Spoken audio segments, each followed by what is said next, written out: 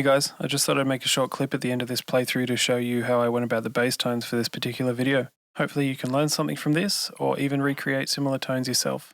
Okay, so in this song there are two sounds, a clean tone for the more mellow sections, and a dirty tone for the heavier sections. I recorded one take of my bass DI during the filming of the video, and then I split it up across two tracks here in Logic so I can process them separately. I use the Darkglass Ultra plugin by Neural DSP for both sounds, so let's start by checking out the clean tone. As you can see here, I'm using the Vintage Ultra mode with the distortion switch off, and the other switches in the center position except for the attack switch, which is set flat. The only reason behind that is that I'm already boosting the high mids and treble quite a lot, so I didn't really find myself needing any more attack. Okay, moving on to the cabinet section. I'm using the Dynamic 421 with these settings. If we pay attention to the slight boost on the tweeter dial, that's just going to allow a little bit more string noise and fret buzz and stuff like that to come through in the mix. Over the other side, I have the subkick.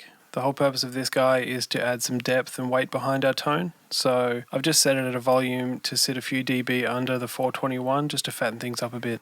Alright, so let's have a listen to that in context with the rest of the song.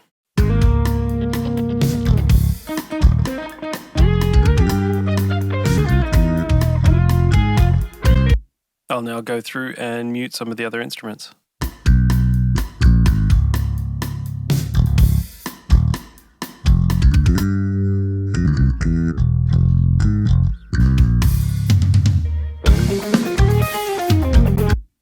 Okay, and now we'll move on to the dirty tone. So I've got here the distortion switch is now on.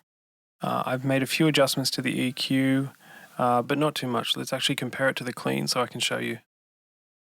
If you see here, there's a tiny bit more low end in the dirty patch, and there's a bit more treble as well. Now on to the upper level, you'll notice that none of it's actually really changed, but now that we've engaged the distortion function, we need to adjust these accordingly. So you'll notice that I've dialed back the drive just a little bit and put the grunt switch into the flat position, which just adds a bit more aggression to it all. And if we go over to the cabinet section, you'll notice that I haven't changed the settings between either of the patches.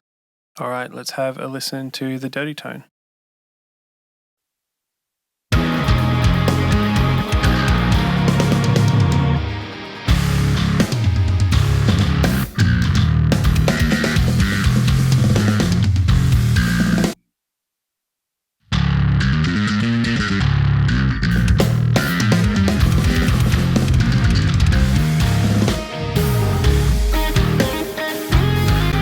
Now, you might be wondering what the other plugins are that I'm running on these channels.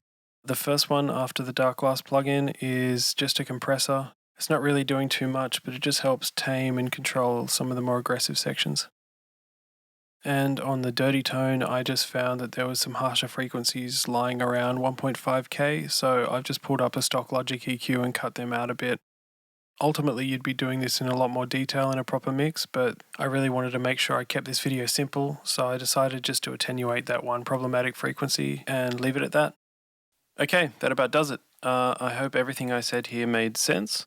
Obviously, as you can see here, the Darkglass Ultra plugin is super powerful, but if you want to know more, you can get plenty of information from the Neural DSP website, so I'll make sure I put the link in the description box for that. Also, just feel free to hit me up about any questions you have in the comments section, and I'll try and answer them for you.